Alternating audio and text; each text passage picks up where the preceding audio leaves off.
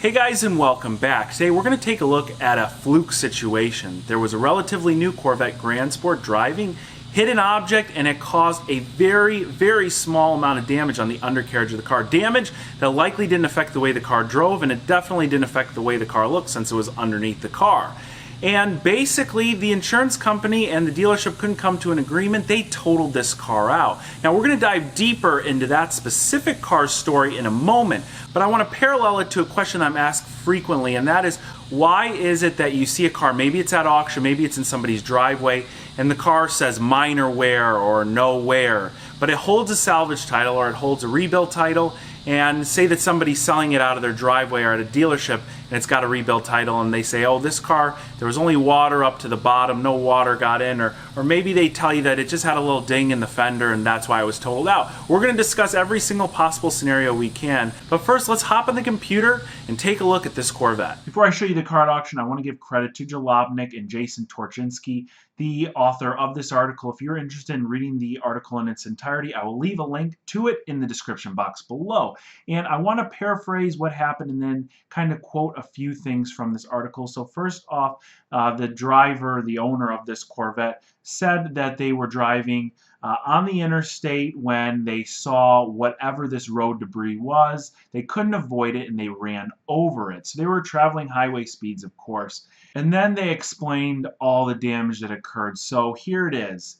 It barely nicked one of the alignment adjustment cams, then went on to dent the aluminum stiffening panel that also protects the exhaust and torque tube, bending 3 bolts on the panel and broke the head off one. Further back, it dented a shield for the driver's side gas tank and then hit a part of the frame. At least it missed the oil cooler. Now, what ended up totaling this 2017 Corvette Grand Sport, and we see it's a 2LT model, so it's kind of their middle tier model. Still a very expensive car. What the Insurance Auto Auctions is claiming to be about a $72,000 cash value. Again, I kind of ignore those numbers, but it sounds about right. This is a $70,000 car. What ended up totaling this car was the crack on the frame that the gentleman just described. So first, we want to go through the auction listing, kind of review it and analyze it. Then I'll go and show you the pictures from the Jalopnik article showing the actual crack in the frame and the location of that crack. So here it is. It looks literally brand new. Let's pop these photos out. Everything looks perfect on the body, and as it should, because it's classified as undercarriage damage. We go through, we see it's got about 8,800 miles on it. It looks like a car with 8,800 miles. Even the engine looks intact. We actually see a good amount of cars like this. I've seen exotics and not. Cars with undercarriage damage, but usually undercarriage damage is severe enough it prohibits movement of the car in some way. Maybe it will damage suspension components, engine, transmission components, all sorts of things you could really destroy. When it comes to undercarriage damage, when anybody sends me a link to a car with undercarriage damage, I always tell them you have to go in person and look at it, because these auctions rarely ever give you a look at the underside of the car. Sometimes these are parts that can be unbolted and replaced, but a lot of the times they are not. A lot of the times they are major components why the car is totaled out. Now that we've looked at the photos, we'll look at the details really quick. It didn't deploy any airbags. And again, they're telling us the primary damage is the undercarriage with 8,800 miles, and it's still a run and drive. Now here's a close-up image of the crack on the car, again coming from the Jalopnik article. And here's a picture of where it is on the undercarriage of the car. In my opinion, this happens to be very interesting. Road debris is an everyday occurrence, and it's frequent that people hit road debris and continue going on with their day. A very close friend of mine was traveling recently, hit an armadillo on the highway, and it caused, in my estimation, at least $2,000+ worth of damage. Cracked the lower bumper, it cracked the lower spoiler, it ruined the under panel of the car, it ripped it out and folded it completely backwards, it cracked the radiator support. A little armadillo caused at least $2,000. If you had to include body shop labor and putting everything back together, it could have been upwards of $4,000+ worth of damage. In this case, nothing was visible. I went and I helped them get a new undershield panel, and we went and used some sort of adhesive putty to kind of make sure the radiator support was just cracked, so it's not like it disintegrated or anything like that. We went and we made sure it was held together and it didn't move. It was still bolted in place fine, everything like that. But this is stuff that happens. It's not visible, and people don't tend to want to go and shell out $4,000 and $5,000. Yes, the insurance company could have taken a look at it and fixed it, but a lot of people are afraid to claim insurance on something that doesn't affect the look of their car because they don't want their premiums to go up. In the case of this car, it happened to be a Volkswagen TDI. And since it was a TDI, we all know what happened to those. It got bought back by Volkswagen. They pretty much didn't care what condition it was in, as long as it wasn't stripped like some people were doing, and got turned in. But this is one of those cars that is totally worth taking a stab at, especially if it goes for a lower price than anticipated. It does carry a salvage title, so you'll need to pay for it, likely in cash, which always does bring the price down a little bit because a lot of people tend to finance a car of this cost. To me, I'm not even sure that this crack affects the way the car drives. All the other stuff, like a dent in the shield and all that, to me, a dent in the shield, dents are cosmetic. It's something that doesn't bother me. Maybe it does you. You could replace that shield, I'm sure. There's a lot of different things here that are cosmetic. The bolt where the head got ripped off of it, of course, I go ahead, replace those bolts. This is something that could be taken care of in an afternoon. It's unfortunate that the car was deemed a total loss and now carries a salvage title, but it gives us an opportunity looking for great cars at a great discount.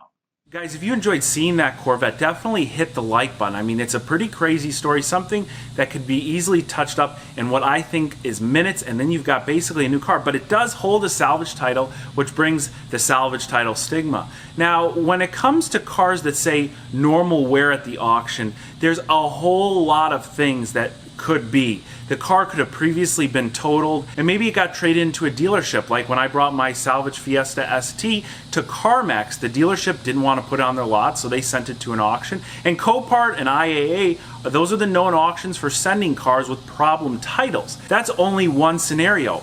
A lot of the normal wear cars, these usually hold a clean title still, are cars that were donated, or again, cars that are so old, or cars that just don't have a lot of value on them. You know, there's some oddball cars that are 2002, 2003, and they're still book value only worth like $50 to $500. Doug DeMuro showed us a Kia in one of his videos that was only worth a negative $37, something of the sort.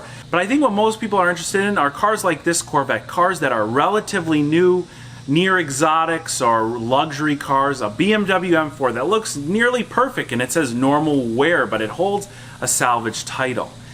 In my opinion, most of these cars have been what I like to call doctored up, but it really just means that they've been repaired. But that could mean anything. It could be a minor repair. It could have been properly repaired. You just don't know until you put your hands on it. Why? I'm not likely to touch cars with normal wear. I've seen cars with normal wear and there's an airbag deployed. You see all sorts of different things at these auctions, and I've said it before, but one of my golden rules is treat every salvage or rebuilt car as its own. Don't bundle them all into one category. Now, the insurance company bundles them all into one category because they're a business, they have to.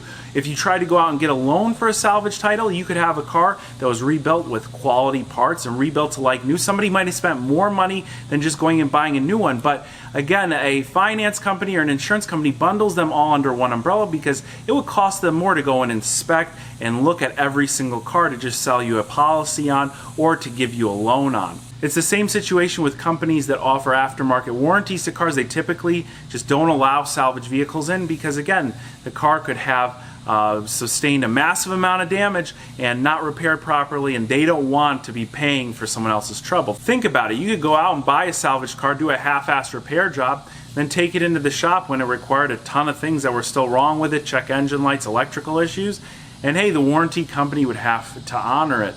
It just doesn't work like that. But like I said, for us who are interested, maybe we are passionate about cars, maybe we want a rebuild project, every single car is different. There's no two of the same accidents, at least in my mind. I hope you enjoyed checking out that Corvette. That is just insane that they totaled it, and also the discussion on cars with normal wear. If you have any questions about anything in this video or anything I've said, please Be sure to email me or write me on Instagram. Everything you need to contact me is in the description box below. Jalopnik is giving us an opportunity because they've already done the research and written up this story for us. This is a car I'd feel comfortable bidding on sight unseen, but maybe you'd want to go check it out in person. Definitely give me your thoughts in the comment section below. As always, thank you very much for watching this video, and I will catch you very soon.